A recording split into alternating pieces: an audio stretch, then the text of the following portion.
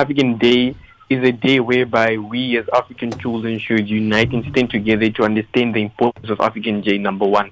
Number two, it's a day to reflect on what we call Pan-Africanism and the hopes to become a better Africa, not only as individuals, as a united SADC region, if I should say. And then I would also say that it's basically a reminder that every child, no matter their circumstances, no matter where they are from, no matter what they go through, deserves to be heard, respected, valued, and taken care of.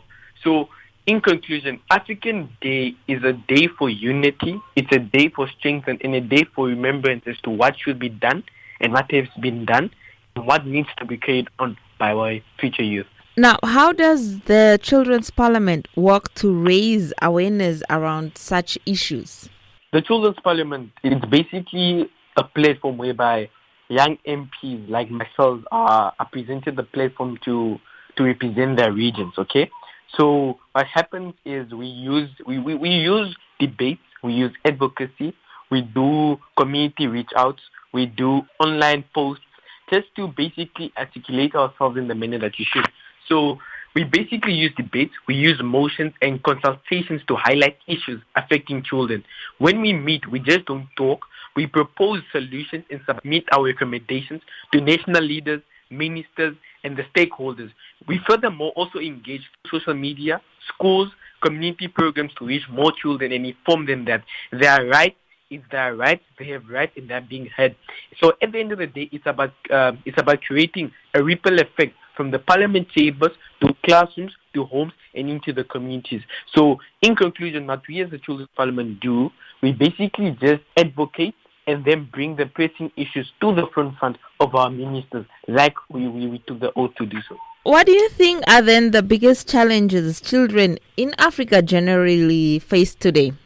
So besides infrastructure and besides what we call hunger, I feel like there's more to it. I feel like the biggest challenge includes poverty, lack of access to quality education, child abuse, and I will repeat it again, child abuse, the lack of mental health education within our homes, within our parents, and within our teachers.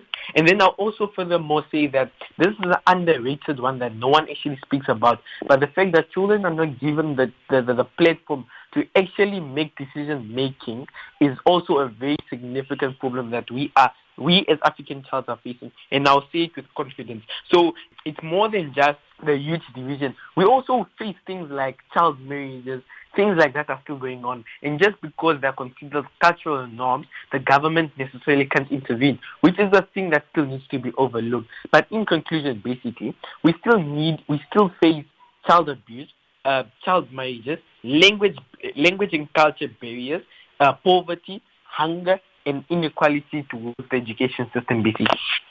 Okay, now, have there been any recent successes or achievements that you can talk about when it comes to the Children's Parliament that you can share with us?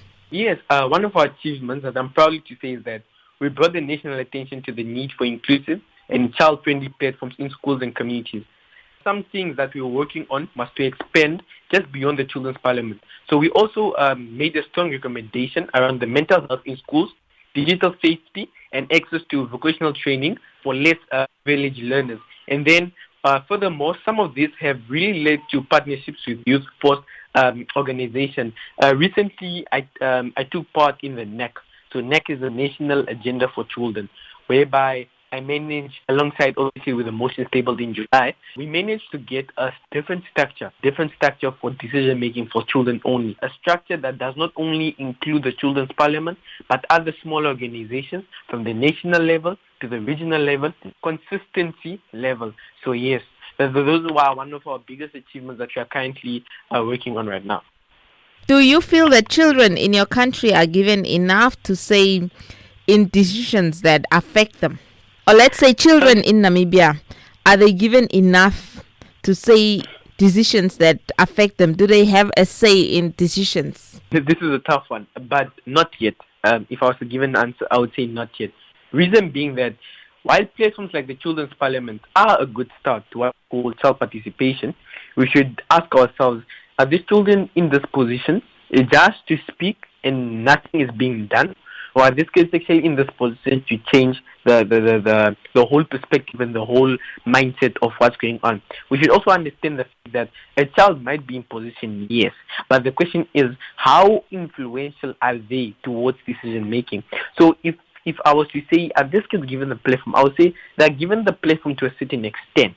We need more grassroots platforms in schools and the regions where children's ideas are taken seriously and are acted upon, just not acknowledged. Finally, Gerson, what is your message to leaders across Africa when it comes to protecting and promoting children's rights? If I could send a message to the leaders, it's basically just to tell them that it's time that the leaders put pride aside and we actually sit down as a youth, as a unit, as policy makers, as decision makers, sit together and actually listen to each other. Because we are so divided that at the end of the day, we end up fighting for and we end up advocating for the same thing, which doesn't work out to be effective because you have too many people urging on the same thing. So I would call upon the youth leaders, not only youth leaders, but all the leaders to come together as one and actually just sit together and address the key issues. And also, if the youth are given the platforms, let the platforms be influential towards the people of the country, to a certain extent to the people of Africa. So the youth voices feel heard and so they don't feel like they're being used for tokenism.